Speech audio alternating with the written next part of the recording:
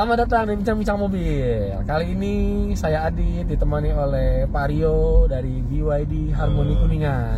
Silakan Pak Rio dikenalkan dulu dirinya. Oke, halo teman-teman, nama saya Rio. Saya branch manager untuk cabang BYD Harmoni Auto cabang Kuningan. Jadi kita sekarang lagi test drive si Lion 7 ya Pak ya? Ya, Lion 7 dan kita pilih varian justru yang murah, yaitu si Lion 7 Premium ya. Premium, betul. Sorry, di belakang ada Mas Rahman di belakang. Ketemu lagi membawa kamera. Nah, Pak Rio, Ya. sebelum kita ngomong soal dealer nih, mau nanya soal mobilnya dulu nih. Premium ini bedanya apa sih sama yang performance? Performance benar ya? Performance betul, ya? performance. Ya. Jadi premium dan performance itu bedanya yang pertama premium itu masih rear wheel drive. Kalau yang performance itu all wheel drive. Itu yang pertama. Yang kedua dari besar velgnya ya. Bannya itu sudah 20 inch kalau yang performance, yang premium 19. Lalu sama di cakramnya, kalau di cakramnya si performance itu sudah berwarna merah lah, kelihatan kalau di luar tuh performance sudah kelihatan lah bahwa itu performance gitu ya. Kalau si premium masih nggak ada warna merahnya. Sama dari emblem sih. Dari emblem belakang karena si performance tuh 0 sampai ke 100 kilonya tuh 4,5 detik. Jadi di belakangnya ada emblem 4,5S. Nah, kalau premium polos nggak ada. Oke. Oh, ya yang satu unit, yang satu lagi itu premium. Yang performance ya, yang warna putih, yang mas bodinya tadi foto ya. Nah, kalau soal jarak ini berapa ya? Jarak itu jarak itu justru lebih jauh ini nih yang kita coba nih premium ya. Premium itu 567 kilo, kalau yang performance itu di 542 gitu. Bedanya cuma 15 kilo sih. 15 kilo. Tapi harganya lebih mahal. 90 juta ya. Jadi yang ini tuh 629 juta. Kalau yang performance tuh 719 juta waktu Jakarta ya. Nah, karena jadi penasaran nih Pak. Biasanya kan kalau kita bicara mobil, terutama yang udah segmen mulai premium ya, kan yang laku tuh katanya yang lebih mahal biasanya kan. Betul. Di ini kejadian nggak sih? Di sini kalau based on penjualan saya di bulan kemarin ya, pemesanan di IMS kemarin itu, jadi ya justru yang lebih banyak dipesan itu yang premium ini Pak. Oke. Karena kebanyakan customer itu melihatnya dari sisi jarak tempuh ya. Walaupun selisihnya ya 15 kilo, 20 kilo itu, tapi mereka lebih prefer ke premium. Tapi ada juga yang performance. Tapi rata-rata dari mereka tuh all wheel drive tuh belum terlalu urgent kalau Indonesia. Jadi real wheel drive aja sudah sangat cukup. Makanya banyak yang dipesannya sih yang premium Pak. Gitu. Tapi kalau yang premium ini juga suspensi sama ya? Sama. Katanya waktu kemarin ketika IMS kan di press conference kan dijelaskan suspensinya canggih kan suspensinya kan. Betul. Jadi suspensinya kita udah independen semua, belakang multi-link, depan itu MacPherson. Lalu kita ada teknologi yang si suspensi ini beradaptasi dengan jalanan. Jadi ketika jalanannya bumpy gitu, nah dia lebih soft. Jadi ketika jalanannya dia lurus tidak ada bumpy, dia lebih keras supaya menjaga kestabilan seperti itu. Itu sudah ada di premium, di performance sudah ada. Jadi pure bedanya tadi paling besar di all wheel drive, dan ya jarak ya. Jarak juga. Tapi memang iya sih mobilnya memang. Jujur nih saya sebagai pengamat, memang sangat tertarik sama mirip Lion ini karena saya melihat ini di segmen 700 juta lah. Ya fresh aja dan mungkin sih akan mengulangi kisah sukses Seal ya. Kalau saya pikir saya sih, karena Seal itu booming kan. Booming sekali. Buat sedan tuh kaget setelah puluhan tahun sedan tuh cuma jual sebulan 10, 20, kayak misalnya atau 1000 gitu kan. Nah, ini kira-kira juga feeling saya sih bakal lumayan lumayan mendisrupsi pasar. Karena kalau kita lihat kan pesaing-pesaingannya ini kan kita aja dikit agak. Iya. Sayang-sayangnya kan kita lihat kalau di 700 juta ya SUV biasa, yes. Ada hybrid ya. Hybrid. EV ada satu lah. EV ada EV ada ya. EV lah ya. Kalau si Lion 7 ini menurut saya based on data ya. Based on data penjualan kita kan kita launching itu kemarin tanggal 13 Februari ya. Di IMS. Itu based on take order kita, SPK kita memang animonya sangat luar biasa Pak. Betul. Si Lion 7 ini. Jadi baru di launching itu kita sampai ratusan lah. Maksudnya animonya mereka tuh sudah nunggu-nunggu, bahkan sebelum ini launching pun mereka tuh sudah, bahkan customer sudah tahu gitu ya mengenai produk knowledge-nya, mereka sudah browsing, mereka sudah tunggu ini. Jadi begitu ini launching, mereka langsung tinggal oke, saya SPK, udah tinggal seperti itu. Jadi memang sepertinya sih bakal menyamai kesuksesan Seal, bahkan lebih mungkin. Harusnya lebih. Karena SUV harusnya secara tradisional dia lebih ini harusnya lebih pasar-pasarnya lebih besar gitu ya. Betul. Mundur lantas.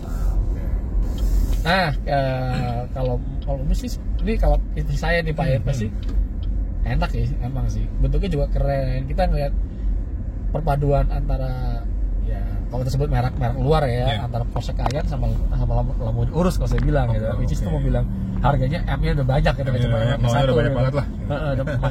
Makasih udah banyak banget M-nya kan. Nah, jadi memang secara desain memang ini menarik sehingga dan catchy. Orang-orang kita kan pasti senang sesuatu yang catchy kan. Nah, jadi kalau saya pikir memang ini potensinya memang bagus sekali gitu. Cuman yang pertanyaan saya tuh apakah akan ada pergeseran konsumen antara ini dan Seal. Jadi orang yang beli Seal lari ke sini atau ditukar malah kan udah setahun gitu. Nah, itu kira-kira sudah ada data belum ya yang ke arah situ? Beberapa ada yang trade in Seal. Jadi memang begitu dia desain, ada juga yang dia Seal-nya saya jual, ada juga yang nambah, banyak yang nambah sih Pak. Jadi dia udah puas sama Seal, tapi dia butuh mobil yang lebih tinggi secara ground clearance ya, secara ground clearance lebih tinggi, tapi dengan teknologi yang hampir sama atau bahkan lebih lah dibanding Seal ya. Nah dia akhirnya beli lagi untuk yang ini gitu, rata-rata sih gitu. Jadi repeat order kita tuh rata-rata yang udah beli Seal Pak. Jadi mereka puas sama Seal, ternyata ini lebih oke lagi, dia akan beli yang ini. Tapi Seal-nya tidak dijual. Tadi hanya beberapa aja, sekitar 1-2 customer saya tuh dia jual Seal-nya masuk ke sini. Gitu. Oke, menarik ini menarik banget sih nanti kita tinggal lihat nih ya angka jualan wholesale-nya apa retail ini sampai 6 bulan ini seperti apa gitu. Karena mobilnya sih memang cukup banget kan, harganya pun juga ya worth to buy lah ya. Worth to buy di kelas segitu sih, jujur sih kalau saya membutuhkan mobil di harga segitu sih ya pilihannya ya inilah. Harga di atas 15 juta masih pilih mobil bensin, kalau saya malas kalau sekarang saya terus terang. Nah sekarang kita ngomongin dealer ya Pak. Nah mungkin hari ini kan kebetulan kita sehabis grand opening BYD Harmony Kuningan. Nah sebagai branch manager di sana mungkin Pak Rio bisa menceritakan kenapa sih orang kalau beli BYD atau mobil listrik harus ke Kuningan.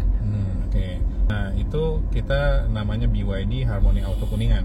Jadi kita dealer yang sebetulnya dari bulan Februari kita sudah running, kita IMS juga ikut, cuman grand openingnya kita baru sekarang. Nah kenapa harus beli di kami? Karena yang pertama letaknya strategis Pak.